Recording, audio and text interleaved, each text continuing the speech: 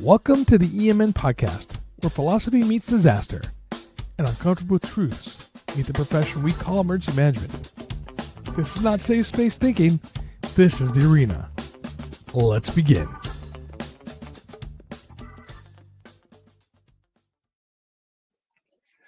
Good morning, everyone. I am Dan Scott. Welcome to the EM Media podcast. I will be joined by Todd, DeVoe here shortly. Today, we are going to talk about the myth of control and how chasing control can basically hurt leaders, and why letting go can make us stronger. In ultimately in control, when we're chasing control, we make things a little bit harder on us.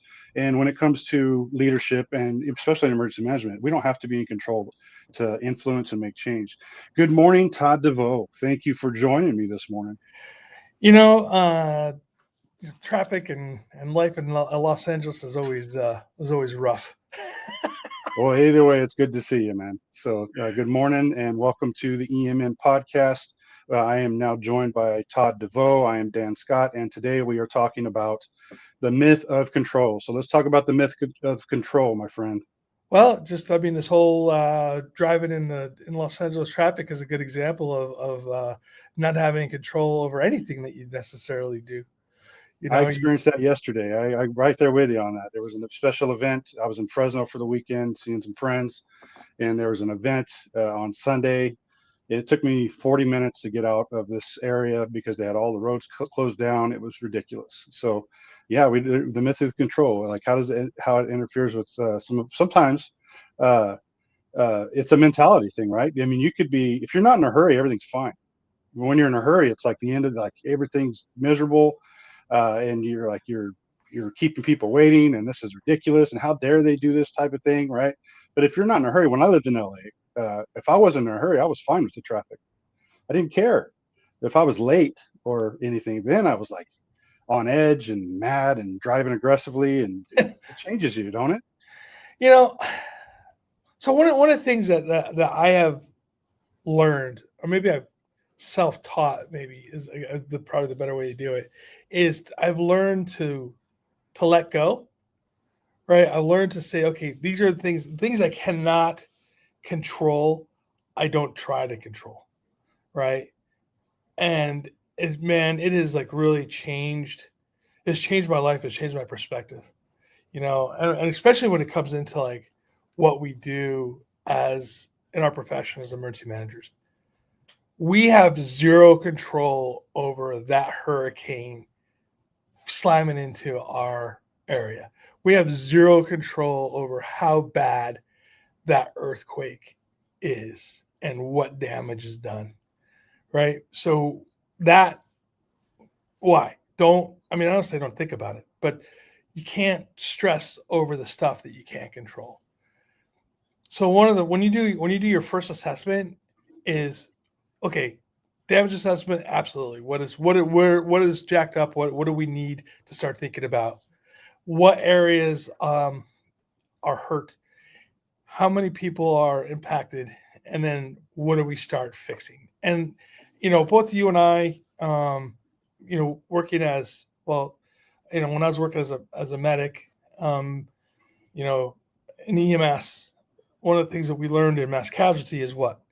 Start where you stand, right? Don't try to run all over the place. Start where you stand, methodically take a look at stuff which you can control, take care of, and control what you can control, and then let go of what you can't. And that has really, over the years, have done fantastic stuff for me when it comes to my psychological impact on disaster and emergency response.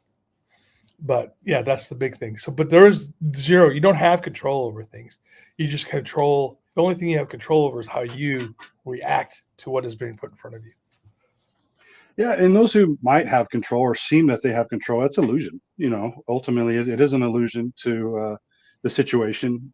Not having control, it's different. It is a mindset thing. It really is. I mean, it does impact how it boils down to how you think, and then how you. And I say respond, because responding means you've had some training, you've had some thought through the process, you respond accordingly, versus react, which is what most of us do when we just met with what's in front of us and met with an incident or a situation, and then we react accordingly. And sometimes that reaction is based off of stress reaction, not not, it's not, doesn't just come to you nice and slowly, let you evaluate. No, it's pretty much there, and you got to react to it. And sometimes our reactions are misguided, they're misdirected, they're based off of poor training, based off, so based off our mood, how we might feel in that moment. So a response is more like, okay, we've trained for this, we've thought through this, we know what things are going. You can. I still tell people, ultimately, when our line of thinking goes, we don't have control over our first thought, but we do have control over our second thought, and we do Yeah. have control over our reactions, based off of what's happening. If we take the moment to let it sink in instead of just exploding out. And I know this stuff, and I do this stuff because I train in this stuff, because I'm one of the worst people when it comes down to it. I am so bad at just like letting something affect the way that I respond to somebody or react to somebody. And I have to, I need these practices and these trainings and these implementations to control my response, because sometimes my response could be misinformed, it could be misunderstanding, it could be so many things. So I have to take a second and be like, okay, and then respond. Because if I just go, then I've gone and I've either I could be making things worse, or I can be drawing things out, or I could completely go in a different direction than was intended. It does take that moment to say, okay, what One of the things I taught my EMT students when I was teaching was to, when you get on scene and the bad scene, right? And the first thing you do is take your own pulse first, right? And that has nothing to do with see what your pulse rate is. My point about it is take that second to stop, breathe, look at what's going on, and start to think. Because I mean, and as much as you think, oh, I'm just going to react, that's the wrong move, right? Reacting will sometimes have you make, well, not sometimes, most of the times will have you make mistakes. Especially yeah, when in high stress situations, though, and that's one of the things that why I drive education and training so hard, is that you ultimately fall to your highest level of training. yeah, So I mean, that's it. I mean, when it comes down to it, high stress situations, you fall to where your highest level of training, your highest level of preparation, and that your systems, your highest level of implemented systems. yes, So how do you move forward? Well, the best way to move forward is by training to move forward when that thing happens, whether you expect it or not. I mean, we don't. There's so many things that, especially in emergency management, we can expect. We know it's going to happen. We can expect that it's going to happen, and we can understand our response to how that happens can take place very well done, very well planned for, prepared, but not everything goes to the plan. yeah, Not everything goes for, especially when you're dealing with other people who don't do these things, and are completely reliant on you to make decisions, or to blame, when it comes down to it. But how we understand what we can expect, we can anticipate certain things. The response to those things is what sometimes can be unpredictable. We yeah. know these things are going to happen. We know hurricanes are coming. We know winter storms are coming. We know the next earthquake's going to come. We know fires are going to happen. We know but with the uncertainty of knowing when, and then how bad it's going to be, and then how many people are affected, we don't know those things yet. We know the thing is going to happen, but we don't know the other things that we're going to be coming into. So I it's want a to. little bit of uncertainty. Well, speaking of certainty, and I want to change the direction of the conversation just a tad, but not a lot. What do you think of the uncertainty of leadership, and how do you manage that? As of my leadership, or leadership from someone else? Just in general, like when you're looking at leading during uncertain times, right? Like when you're going into this situation where the proverbial crap has hit the fan, right? And people are looking towards you for that leadership. What is your steps into leading during uncertain times? I lead with transparency. I mean, ultimately, I give as much information as I can based off the information that I have, understanding that the information that we have may change in any moment. And I make that very clear to everybody. We're basing our decisions based on the information that we have here. These are the decisions that we're making based off this information. If this information changes, which it ultimately will, we will then redirect. And so that it's being very transparent with that, it's being very upfront, and people understanding why we're doing what we're doing, and then understanding when change comes, why that change is happening. So ultimately, the decisions and the directions that we go are based off the information that we have. But all that stuff needs to be told up front, because when you have people who question the process, they're like, "Why are we doing it this way?" or "Why are we doing that?" or "Why are we changing now?" It slows things down. It hinders progress. And it ultimately can throw a wrench in a well-operated system. So when you tell people up front why things are going to happen, the change that happens is more likely to happen smoothly. I like that. I like to call that the illusion of leadership control, which means like you come into that room, like say the EOC, and you're like, or the incident commander, right? And a really good example of this is that I think we talked about it before. Is that movie the Lost Bus that's on? Yeah, Lost Bus. I haven't seen it yet, but yeah, we're talking about that. Yeah, there's a scene where they're looking at the map, and they're looking at the fire, and the fire chief, the incident commanders, looking at it and just trying to get situational awareness. And at one point, he's just like, "This fire," he goes, "This is one fire," and he kind of circles this big freaking fire, and they're just like, "Oh my god!" Like the weight and the gravity of the situation just kind of fell on top of everybody at that CP, and they're just like, "Holy crap! This is huge," and that was it. Like that illusion of control, of that leader going, "We have zero control over this fire." And then some of the decisions that had to be made, when you're looking at that movie from the lens of command and control and incident management, outside of what the movie is really supposed to be showing, taking those clips I'd like to go through that movie and take the clips of the CP portion of it and just kind of say the decision making side of it. That really just should do shows. that. I think that's a great idea for a show. Yeah, we should. Yeah. We should. But that just shows like you have zero true control over that situation, and you can only make decisions based on the information that you have in your pocket. Well, you make decisions based off the understanding that you don't have control of what's happening today. And you don't have control, and until you start gaining some control over an incident, you really don't have control of the incident, but the decisions that you're making are based off of that understanding that we don't have control. And because we don't have control, these are the things we need to do until we can start gaining control. And control can be overall gained over time of an incident, but of our overall environment, of our overall decisions, of our overall situations, we don't ever have control over that. But we ultimately, of a big fires and earthquakes and response, yeah, we ultimately gain control of that, because as time goes on, we get better and better. We narrow it down. We either get rid of the fire, we get rid of the waters recede, the earthquake, the shaking stops, whatever it may be, right? You can ultimately start gaining control of the situation that's taking place in that moment. But all these other things that are happening, there's absolutely no control. We're responding to what's happening in front of us. And new things are going to pop up constantly, and we don't know what they are. But yeah, it's ultimately making decisions and driving forward, knowing that you're uncertain about what's happening next. I think that's sometimes can be the stressful situation, and what people don't understand is that we're making decisions based off what's in front of us. Well, right. This is when you have to trust the system, right? When you look into systems thinking, systems decision making, right? You have to trust that system that is in place that you're using. And this is one of the reasons why I really do push the concept of systems thinking and systems decision making.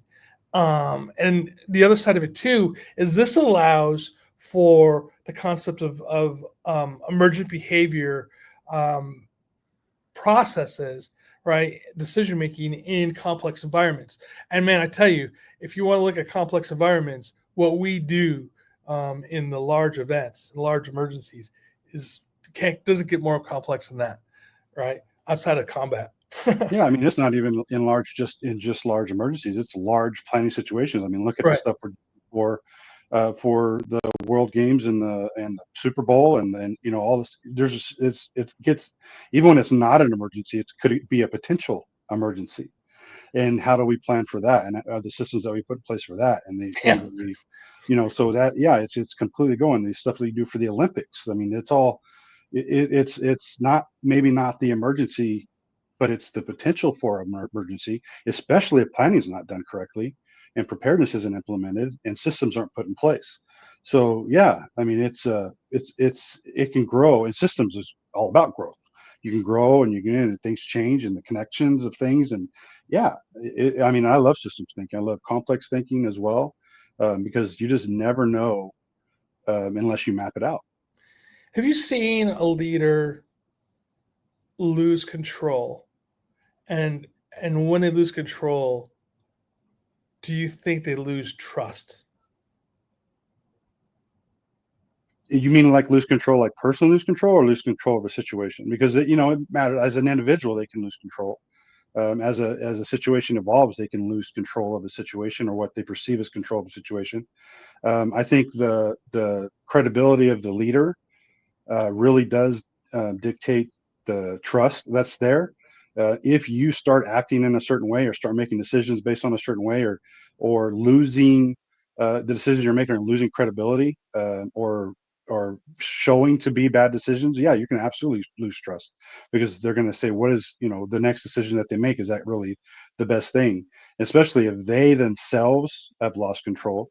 You can tell they're stressed out. You can tell they're reacting versus responding. You can tell that they're in their head versus using their teams. Yeah, absolutely. Trust can be lost, and then the control aspect of that comes from the lack of the actual leadership. So yeah, they're losing that trust that takes place, and so decisions, when you make them, you follow. People that trust you will follow those out. They'll follow those directions. They will follow those systems. But when you start losing that trust, they start second guessing. They start wondering if they should be listening to that individual, listening to those decisions being made. Is there a better decision made, or someone else they should be listening to?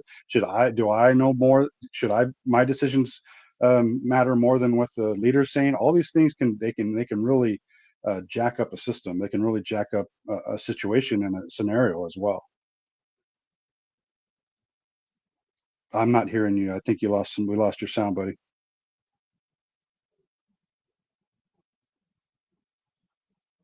But yes, absolutely. I think the you can lose that trust, and you can lose that control as the individual and in the situation and the scenario based off of what's being done.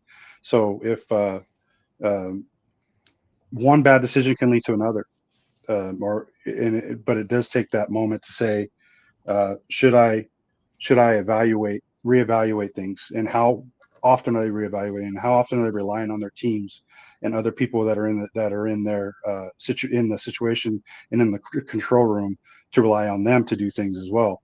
When people get overwhelmed, they start to make bad decisions. Do you remove the person from the situation? You might, depending on how bad it is, you might, but for the most part, it might be redirecting or reestablishing a sense of calm. A lot of it is that individual may just be needing time. So you might want to say, why don't you take a break, and let them vent a little bit, let them take a break, get out of the room, reset themselves. Other times, that redirection is enough to get them back on track. But other times, if they continue to de-escalate, if they continue to dissolve in a situation, yes, you would need to remove them. And sometimes it could be voluntarily, and other times it may not. Yeah. I think that's one of those hard decisions to make, right? Like, when do you take out when is the incident commander not effective anymore? And then when do you step in and say, hey, man, it's time to take a break, or let's take a walk, or whatever, Yeah, and you try and do it quietly, and you try and do it, respectfully, and you try and do it to. You don't want to be doing stuff publicly and Right. trying and hurting people's reputations or anything like that. But yeah, when things need to be done, it needs to be done, and yeah, it means pulling them aside and telling them, listen, this is what's going on.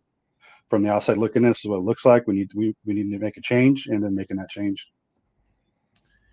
When you start thinking about this, is one of the things is like being able to understand yourself and understanding when it's time to let go, right? When it's time to, and when you know that, and this is a little bit about stress, right?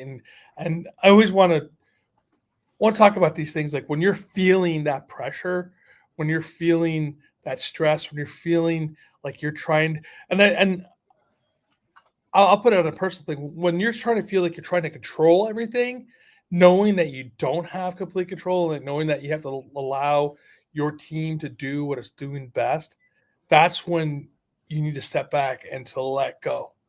And letting go as the what was it that what was that this The frozen song, the song yeah, the song, frozen yeah. and let it go. It's not weakness. And I think that's more strength when you allow to let things go. And it's more confidence in the people that you have around you, and it's a confidence in your system that you have built. And to let it go, to let the system run, is confidence in the stuff that you've done in the past. And that I think shows more confidence and more strength than trying to hold on to something, and hold on to it strongly. What do you think of that? Well, I 100% agree. But it basically boils down, and we've actually talked about this in a previous episode, which is giving people permission, and ultimately it boils down to when do we do as an individual to when do we know when is there a situation or that acknowledgement to know, okay, I got to stop asking for permission and just start making decisions. Yeah. Because it's slowing the process, things aren't happening, things are taking too long, and at some level too, it really depends on what level you're at and what area, what stage of the of response or planning or preparedness you're in, but knowing when to ask for forgiveness rather than permission. Yeah, because ultimately things that need to be done, decisions need to be made, and actions need to be taken. That if you wait too long, it's too late at that point. Yeah. So that it doesn't those decisions are moot. They're nothing. They won't make any difference. So learn to know when to, okay, I got to stop asking for permission. I got to start taking action. I got to start making things happen, and relying on those around us too. Those subject matter experts that are there, but more than that, are teams that can do certain things, and relying on them versus trying to do everything yourself. Do you remember when we interviewed David Marquette, the guy who wrote the book Turn the Ship Around? Yeah, The Navy guy, right? The biggest thing about his book, which I found, or his story, what you put in the book, what I found remarkable, especially coming from the Navy, which is really master and commander, right? I mean, the Navy is very, very regimented, very traditional, very top down. I am the captain of the ship, and you will do what I tell you to do, right? I do not want to hear your opinion, right? That's the way it used to be. Down to the giving his crew all the way down to the lowest member of that boat, because it was a submarine, with the concept of I intend to. Come to me with a solution with I intend to do it this way, right? Not asking for permission, but saying, this is what I thought about. This is the concept I thought. This is the process I thought. This is the way I have come to a conclusion. I intend to do this, sir. And then allow him to go, yeah, it makes sense, right? This, okay, yeah, go forth and do good, right? Make it happen. it's a sense of empowerment. He empowered his crew. He empowered his crew to do that.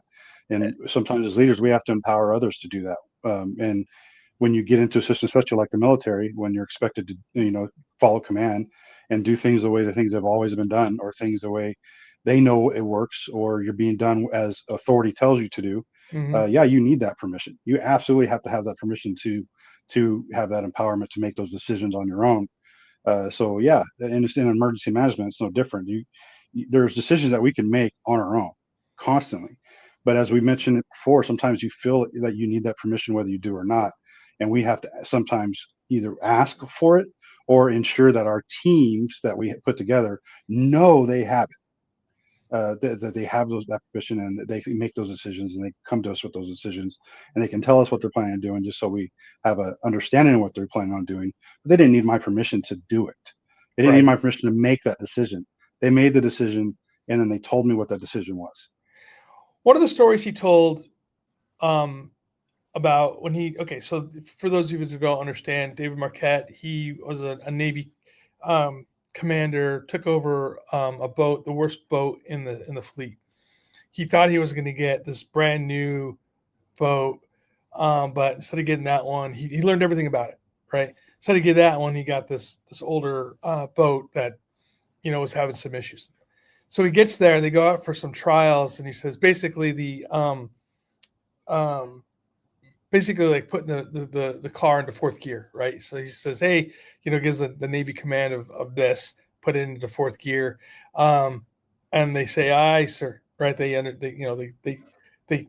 the positive say, yep, we're gonna put it into fourth gear, and they all kind of sit there for a second, and they don't do anything, and he goes, well, why aren't you guys doing anything? And finally, somebody goes, we don't know how. And he's like, what do you mean you don't know how? And he goes, well, as far as we know, we only have 3 gears, right? And he's like, what? And he goes, yeah, we only have 3 gears. Well, he knows this new ship that has the extra gear, basically. This is layman's term. Even though I was in the Navy, I never really done anything of driving these things, right? And so he's just like, well, why didn't anybody tell me? And he goes, well, we thought you knew more about the ship than we did, or the boat than we did. And so that's really when he started thinking. He goes, they did not have the permission to tell me no in their head.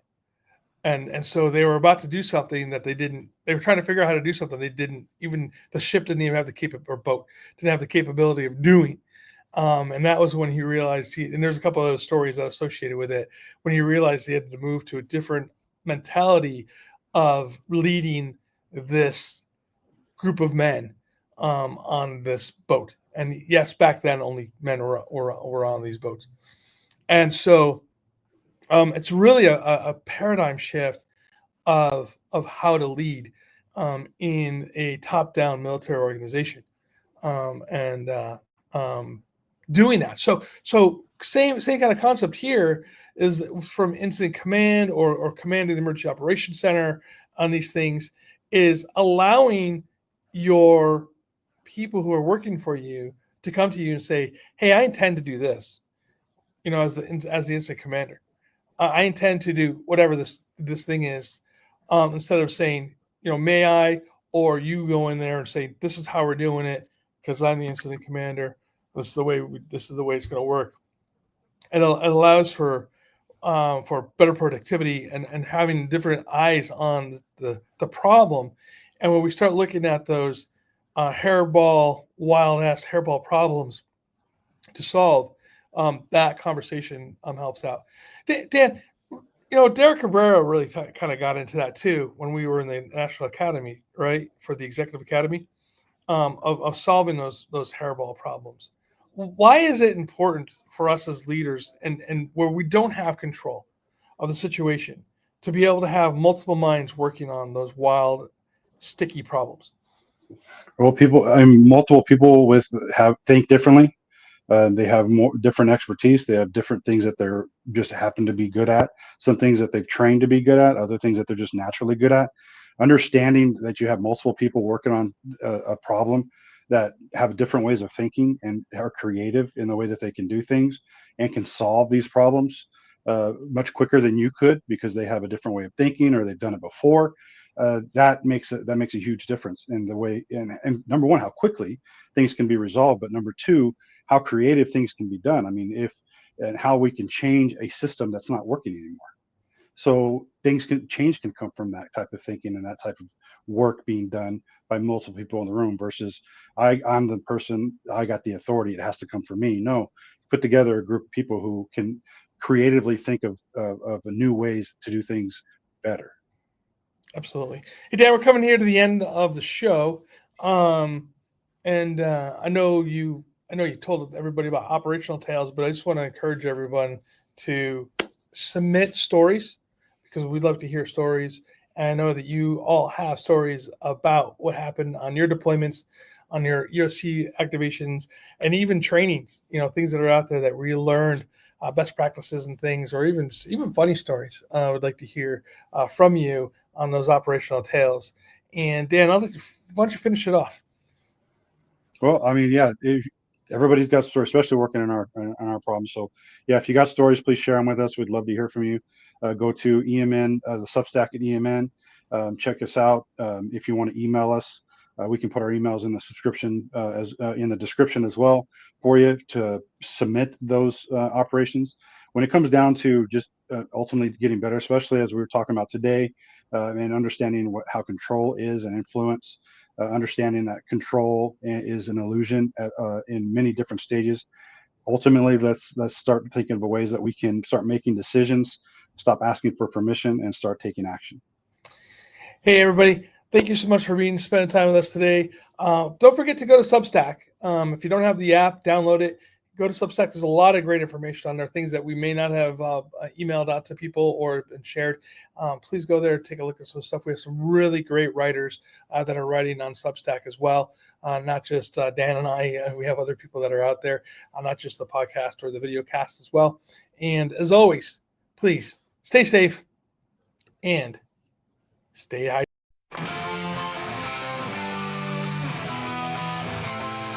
When the sirens scream out loud, or the voice that breaks the cloud, heads held high when things go wrong, will guide you through its strength and song. Disaster strikes without a sound, chaos reigns but we're around. Public safety in our hands, steady strong in every land. Emergency management.